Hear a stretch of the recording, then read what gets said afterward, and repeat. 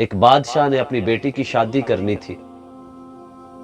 اس نے اپنے وزیر سے کہا، میرے نوجوانوں غور سے سننا، اس نے اپنے وزیر سے کہا کہ میں نے اپنی بیٹی کی شادی کسی نیک اور عبادت گزار بندے سے کرنی ہے. وزیر نے نیک نوجوان تلاش کرنے کے لیے اپنے کارندوں سے کہا کہ بڑی بڑی مسجدوں کے باہر کھڑے ہو جاؤ، رات کے پچھلے پہر جو بندہ تمہیں مسجد میں آتا دکھائی دے مجھے خبر دے دینا. جب کرندے کھڑے ہوئے تو اسی علاقے کا ایک چور، آج اس نے سوچا کہ آج رات مسجد میں جاتا ہوں تو وہاں مسجد سے کوئی قیمتی چیز چرا کے لے جاتا ہوں. رات کے پچھلے پہر وہ مسجد میں داخل ہوا، پہلا حصہ شروع ہوا تو مسجد میں داخل ہوا. مسجد کی انتظامیہ نکلی تو انہوں نے دروازہ بند کیا اور چلے گئے.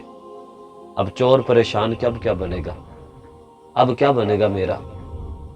اس کے کارندوں نے وزیر کو خبر دی کہ ایک عبادت گزار ہم نے تلاش کر لی ہے. تھا وہ ذات کا چور. وزیر آیا، دیکھا مسجد کو تالا ہے. فجر کا انتظار کیا. لوگوں نے جب دروازہ کھولا تو اس کے کارندوں نے چور کو پکڑا وزیر کے پاس. وزیر نے پکڑا تو بادشاہ کے دربار میں کہا، بادشاہ تیرا مطلوبہ بندہ ہم لے آئے ہیں، یہ وہ عبادت گزار ہے.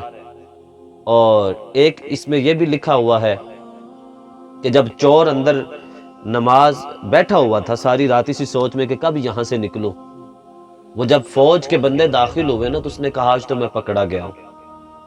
تو وہ وزیروں کو فوجی کو دیکھ کر تو اس نے نماز شروع کر دی، نہیں جھوٹ کی. سلام پھیرتا تو پھر جھوٹ کی نماز شروع کر لیتا. جب تھک گیا نا تو انہوں نے پکڑا بادشاہ کے پاس. بادشاہ نے کہا اچھا یہ وہ نیک بندہ ہے جو رات مسجد میں گزارتا ہے. تو اس سے کہا کہ میں ایک ایسا بندہ تلاش کرتا تھا جو نیک ہو، عبادت گزار ہو، میں اپنی بیٹی کی شادی اس سے کروں گا، اور میں تجھ سے اپنی بیٹی کی شادی بھی کرتا ہوں اور آدھی سلطنت کا تمہیں حاکم بھی بناتا ہوں.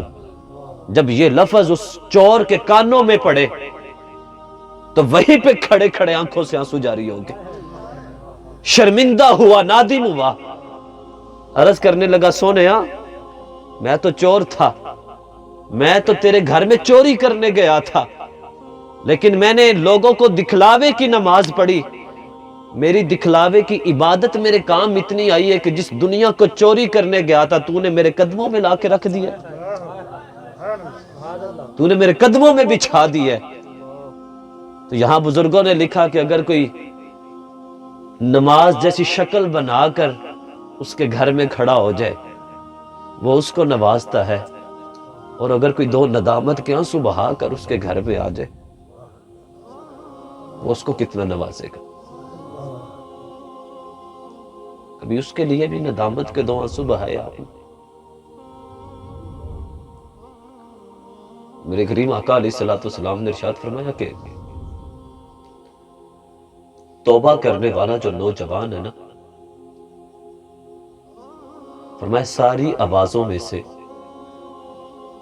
توبہ کرنے والے کی آواز اللہ کو بڑی پیاری لگتی ہے. اس کو بڑی پیاری لگتی ہے کہ کوئی اس کی بارگاہ میں آ کر توبہ کرے.